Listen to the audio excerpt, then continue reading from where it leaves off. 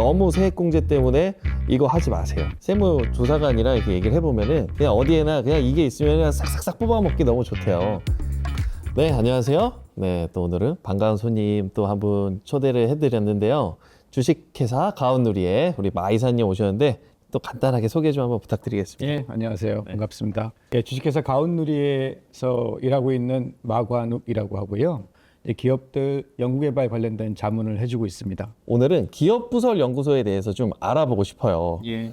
이거 이제 저희가 세금 신고해드리다 보면은 이게 세액공제랑 굉장히 연결이 많이 되다 보니까 이거를 우리 납세자분들께서 이거 설립했다, 도와줘라, 이거는 뭐 어떻게 하는 거냐, 이런 문의를 평소에 많이 하시는데 그러면 기업부설연구소가 도대체 뭐예요?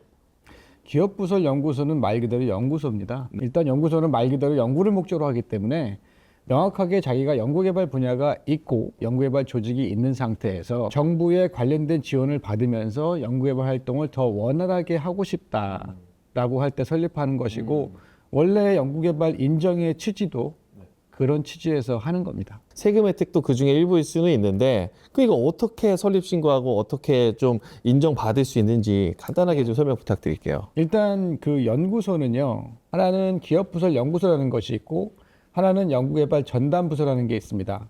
이제 두 가지 다 개념적으로는 똑같습니다. 똑같은데 규모의 차이만 있을 뿐이에요. 우리가 연구개발 조직이 두 사람, 세 사람 많지 않고 그냥 한 사람의 연구개발 담당자가 있다고 한다면 연구개발 전담부서로 가는 게 맞고요. 그리고 우리는 연구개발 조직이 있고 연구소로 운영할 수 있는 물리적인 시스템이 갖춰져 있다 그러면 기업부설연구소로 가는 겁니다. 이 두 개의 차이는 좀 큰데 잠시 후에 설명을 드리고요. 일단은 기업부설연구소 인정을 받는 것은 정부 기관으로부터 정식 연구소라는 인정을 받는 거예요. 당연히 기업부설연구소이기 때문에 기업이어야 돼요. 즉 영리를 목적으로 하는 기업이어야 된다는 건데 영리를 목적으로 하지 않는 기업도 있죠. 네. 공공기관도 있고 뭐 일반 공공기업은 됩니다만 뭐 의료법인도 있고요. 재단법인도 있고 사단법인도 있고 이런 곳들은 연구소 인정 요건에 해당이 되지 않기 때문에 연구소 인정받지 못해요. 연구소를 설립할 수 없다는 게 아니고 정부에서 연구소 인정해주지 않는다. 이제 인정이란 제도가 필요한 거는 아까 잠깐 말씀하셨던 세액공제라는 측면의 혜택을 주기 위해서 하는 거라서 그래서 영리기업만 해당이 되는 거고요. 인정을 하는 과정은 복잡하지는 않지만 준비를 하거나 인적 요건, 물적 요건을 갖춰야 되는 기준이 좀 복잡합니다. 일단은 기업부설연구소를 승인해주는 기관, 인정해주는 기관은 한국산업기술진흥협회라는 곳이 있습니다. 이곳은 과기부의 의뢰를 받아서 연구소를 인정하고 관리하는 과정을 다 진행해주고 있고요. 일반적으로 저희가 보통 말하는 인적 요건, 물적 요건이라고 부르는 게 있습니다. 인적 요건이라는 건 뭐냐면 연구소에 해당하는 인력이 구성되어 있는 경우 첫 번째는 자격 요건과 인원수 요건이 있어요. 자격 요건은 뭐냐면 기본적으로 4년제 학사학위 소지자가 대상이 됩니다. 연구전담 요원을 말씀드리는 거죠. 근데 그냥 학사학위 소지자가 아니고 일반적으로는 자연계열 혹은 공학계열 쪽에 학사학위 소지자가 돼야 되고요. 3년제 전문학사인 경우에는 1년의 연구개발 경력이 있어야 되고요. 2년제 전문학사면은 2년의 연구개발 경력이 있으면 돼요. 4년이 기준인 거죠. 이게 인적 요건이고요. 일반적으로 벤처기업 그리고 3년 미만의 소기업 그리고 연구원 창업기업 같은 경우에는 2명으로 가능해요. 근데 소기업부터는 3명입니다. 중기업은 5명, 그리고 중견기업은 7명 이상, 대기업은 10명 이상이라는 요건이 있어요. 이 요건을 갖춰지면 인적 요건이 된 거예요. 네네. 물적 요건이라는 거는 뭐냐면 연구할 만한 공간이 있어야 되잖아요. 그러면 기본적으로 폐쇄된 공간, 즉 분리된 공간. 우리 사무실 안에 여러 개의 책상인데 그 중에 하나가 연구소가 아니고 별도의 출입문이 있고 고정형 벽체로 막혀져 있는 별도의 공간이 있는 경우에만 물적 요건에 가능해요. 근데 이것만 있으면 되는 게 또 아니에요. 네네. 연구소니까 연구개발 장비가 있어야겠죠. 네네. 그럼 연구개발 장비도 있어야 돼요. 예. 이런 그 인적 요건과 물적 요건이 다 갖춰졌을 때 선설립 후신고 방식이기 때문에 이 요건을 다 갖추고 난 다음에 요건을 증빙하는 서류를 준비해서 말씀드린 한국산업기술진흥협회에다가 연구소 인정 신청을 하는 거예요. 그럼 궁금한 거. 제가 이제 현장을 가본단 말이에요. 그 실제로 이제 중소기업 대표님들 제조 공장인데 네. 찾아가면은 기업 시설 연구소 막 이렇게 붙여놓고 그냥 문도 확 열려 있어요. 실제로 현장 가보면은 파티션 쳐져 있고 기업 부설 연구소 막 이렇게 돼 있는 데 있는데 예. 뭐예요? 가능한 경우가 있어요. 굳이 별도의 분리된 공간이 아니고 고정형 벽체가 아니고 파티션으로만 할 수 있는 경우가 연구개발 전담 부서예요. 아, 전담 부서. 예, 이 경우는 한 명으로 가능하고요. 과학기술 서비스라든가 네네네. 설계 서비스라든가 이런 경우에 우리 세무서니까 세무 서비스 하죠. 이런 서비스업의 경우에는 별도의 분리된 공간이 아니어도 가능합니다. 근데 간혹 이런 경우 있어요. 승인 받을 때는 그렇게 만들어서 했다가 회의실이 필요하니까 그 회의실 쓰자. 네. 연구원들 다 밖에 나가서 일해 하는 경우가 있어요. 근데 이 경우 되게 위험한 게 가끔 불시 점검을 해요. 기본적으로는 산업기술진흥협회에서 하고요. 네네네. 그 산업기술진흥협회에서 하는 경우, 즉 연구소의 요건을 잘 유지하고 있는지를 보기 위해서 하는 경우가 있고 국세청에서 하는 경우가 있어요. 그 그쵸? 경우에는 네, 네. 실제로 연구활동하고 연구원이 있어서 세액공제 신청했나라는 거를 체크하기 위해서 나오기도 해요. 그러면 일단 뭐 세무조사 이 얘기는 좀 많이 뒤로 좀 밀어볼게요. 일단은 기업 부설 연구소만 한번 쭉 여쭤보면 예. 이게 최근엔가 이렇게 저한테 여쭤보셨는데 음식점 대표님이에요. 예. 음식점 운영하시는데 예.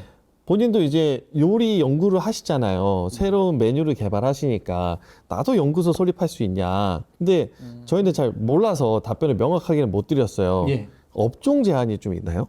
업종 제한이 따로 있지는 않아요. 뭐 식당도 불가능한 건 아닙니다. 예. 식당도 가능하긴 한데 이제 연구 개발 목적을 무엇으로 둘 것이냐가 되게 중요하죠. 네네네. 예를 들어서 우린 식당이야. 네. 그래서 그냥 홀에서 서빙을 하고 있어요. 근데 방 한 칸을 연구소로 만들어서 메뉴를 개발하는 걸 하고 싶어. 그래서 음식에 관련된 영양학적인 부분에 대한 연구 개발을 하고 싶어. 뭐 이런 경우 가능합니다. 네네. 근데 그게 불가능한 건 아닌데 이 경우에는 당연히 인적 요건을 갖춰야 되고 물질 요건 갖춰야 되는 게 네, 있죠. 네. 그리고 당연히 사후 관리 문제긴 한데 연구개발 활동을 꾸준히 진행해서 매년 4월 달에 연구개발 활동 조사 보고서를 제출을 해야 돼요. 연구개발을 하기 위한 인적 요건이 다 갖춰져 있다 하더라도 네네네. 그 이외에 네. 별도의 행정 직원이 따로 있어야 돼요. 그럼 또 여쭤보고 싶은 게 하시고 싶은 분들 많을 거란 말이에요. 예, 그렇죠. 이런 절차나 이런 것도 우리 가온누리에서 많이 도와주실 수 있는 부분이 있는 거죠? 전 절차하고 사후 관리까지 도움을 드리죠. 아, 네. 요거는 뭐 또 전문가한테 맡기는 걸로 하고. 예. 그럼 보통 소요되는 기간은 얼마나 걸려요? 보통 이제 모든 여건, 물적, 인적 요건이 갖춰졌을 때 2주 안에 그 인정서가 발행이 됩니다. 만약에 이상이 있을 때, 예를 들어서 인적, 물적 요건에 관련된 증빙이 뭔가 좀 이상이 있거나 잘못됐을 때는 그거를 소명하거나 변경할 수 있는 기회를 줘요. 이제 무조건 리젝트 당하는 건 아니고요. 그래서 그런 요건이 다 갖춰졌을 때 보통 2주 안에 인정서가 발행이 되고요. 일반적으로 온라인 신청 방식이기 때문에 신청 절차 자체는 굉장히 간단합니다. 이제 거기에 제출해야 되는 증빙을 준비하는 과정이 좀 어렵고요. 연구소 사진 그리고 현판도 있어야 되고요. 각종 이제 인적, 문적 그 요건을 다 충족한다는 증빙도 제출을 해야 되기 때문에 그 준비하는 서류가 좀 많고 신청하고 난 이후에 일반적으로 선승인을 해주고 사후에 부시 점검을 하는 경우가 왕왕 발생을 합니다. 네네네. 그런 경우에는 미리 대처를 준비를 해놔야 돼요. 네네. 첫 번째 뭐냐면 연구원이 자리에 있어야 된다는 게 있고요. 네네. 근데 모든 연구원이 있어야 되는 건 아니고 반드시 한 명이 있어야 되고요. 네네네. 명함을 꼭 준비해 놓으셔야 됩니다. 기업 부설 연구소에 대해서 기본적인 내용은 좀 알아본 것 같아요. 이걸 하는 이유가 명확하잖아요. 조세특례제한법에서는 중소기업은 네. 법인세에서 25%나 빼주는 이게 또 엄청난 혜택인 게 맞아요. 법인세에는 사실 최저한세라는 게 있거든요. 그러니까 어느 정도는 내라. 근데 이 중소기업의 연구개발세액공제는 최저한세 적용도 안 돼요. 그러니까 무조건 빼주는 거예요. 거의 세금을 제로가 될 때까지 빼주고 또 하나 무서운 게 감면받은 거에 20%라 또 내라. 이게 농어촌 특별세라는 건데 이것도 안 물어요. 그러니까 이 연구개발세액이 굉장히 혜택이 좋은 공제예요. 그래서 이거 말고 또 혹시 다른 장점이 있으면 좀 또 추가적으로 말씀 좀 부탁드릴게요. 일단 관세. 네. 우리가 연구개발을 하기 위해서 어떤 특정 물품이나 재료를 수입할 수 있죠. 그럼 네. 관세 면제됩니다. 오. 인적 요건을 갖출 수 있게 도움을 주기도 해요. 때로는 우리가 어떤 특정 분야 연구개발을 하기 위해서 다양한 기술이 필요하고 인력이 필요한데 이거와 관련돼서 내가 연구원을 잘 고용하지 못하는 경우가 많아요. 그런 경우에는 정부가 가지고 있는 인력풀에서 네. 일할 수 있도록 제공해 주기도 합니다. 네네. 그래서 인력을 파견해 주기도 해요. 네네. 또는 인건비 지원을 해줄 때도 있고요. 네네. 네, 이런 부분도 있고요. 근데 이거를 참 악용하는 사례가 많다 보니까 저는 이 연구 개발 시설에 대해서 굉장히 보수적으로 생각하는 세무사 중에 한 명이에요. 왜냐하면 조사가 너무 많이 나오니까, 그리고 조사 나왔는데 이거부터 두들겨 맞는 경우가 진짜 많으니까. 맞아요. 그러니까 너무 세액공제나 이런 거에 포커스를 맞춰가지고 설립하셔라, 이거 안 하면 바보다, 이렇게 얘기하시는 분들도 참 많더라고요. 가장 중요한 게 기업이 연구개발 활동을 하고 있다는 증빙, 연구노트가 필요합니다. 연구노트가 만들어지기 위한 개발 과정에서는 대표이사 승인을 받는 연구개발 계획서라는 과정이 있고요.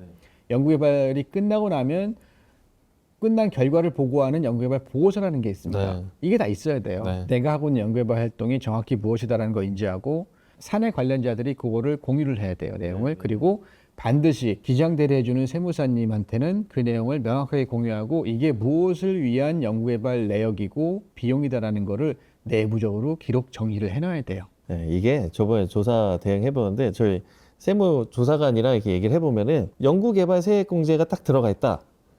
좋아해요. 좋아는 하죠. 이미 네. 털어갈 게 있다 이거예요. 네. 그러면서 막 약방이 감초래요 이게. 그냥 어디에나 그냥 이게 있으면 그냥 싹싹싹 뽑아먹기 너무 좋대요. 그래서 이거를 좀 보완하려고 국세청에서도 이제 사전점검 제도도 만들었잖아요. 선량한 납세자들이 정말 이제 좋은 의도로 진짜 연구소 설립해서 너무 잘 하고 있는데 연구개발비가 많이 들어가면 이게 또 그 조기경보 시스템의 대상이 되기도 하거든요. 네. 예, 그렇기 때문에 사전점검 받고 세액공제 넣어라.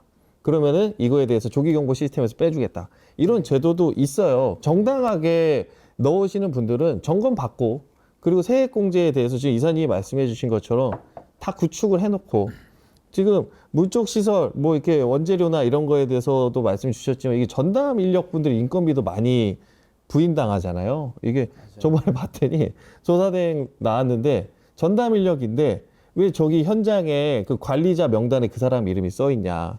이 사람 전담 인력으로 볼 수 없다. 전담 인력 인건비로 세액공제 받은 거 다 부인하겠다 해서 다 부인한 적도 있거든요. 예. 그러니까 물적 시설도 잘 갖추고, 그리고 인적 자원에 대해서도 인건비 세액공제를 받았으면 사업 관리 진짜 중요한 것 같아요. 할 말씀은 너무 많을 것 같은데 아주 많죠. 여기서 다 못할 것 같아요. 영상 너무 길어질 것 같기도 하고. 예. 저희 또 우리 유튜브 구독자분들이랑 저희 또 기장처 대표님들한테도 이 영상 많이 소개해 드릴 건데 예. 도와주실 거죠?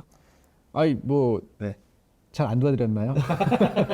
또 열심히 여기서 또 도와드려야죠. 확인을 한번 또 받고 또 도움 필요하시면은 우리 또 말씀 들어보셔서 알겠지만 우리 납세자분들 또 고객분들한테 수익 발생을 위해서만 말씀 주시는 건 아니고 저희가 또 가온누리를 믿는 이유가 있지 않겠습니까? 예. 또 고객분들의 안전한 사업을 위해서도 또 노력해 주시는 부분이 있기 때문에 물론이죠. 믿고 맡겨주셔도 될 것 같아요. 저희 기장처 대표님들도 이미 너무 많은 도움 받고 있기 때문에 우리 가온누리 믿고 또 컨설팅 요구하시면은 이런 기업 부설 연구소도 많이 도와주실 거라고 믿고 있고요. 예. 네. 여기서 제가 또 세무사로서 당부 한번 드리면 너무 세액공제 때문에 이거 하지 마세요. 그리고 받고 싶으시면은 사전 점검 받으시고 안전하게 넣으시는 거를 바라겠고요. 오늘 마이사님 말씀 좀 잘 새겨 들으셨으면 좋겠어요. 안전하게 절세하시고 연구해서 좋은 제품 만들어서 매출 발생도 하시고 이렇게 사업에 많이 좋은 아이템으로 이용하셨으면 좋겠습니다. 네, 좋은 말씀 또 다음에 또 듣는 걸로 하고요. 네, 여기서 마치도록 하겠습니다. 예, 감사합니다. 네, 감사합니다. 예.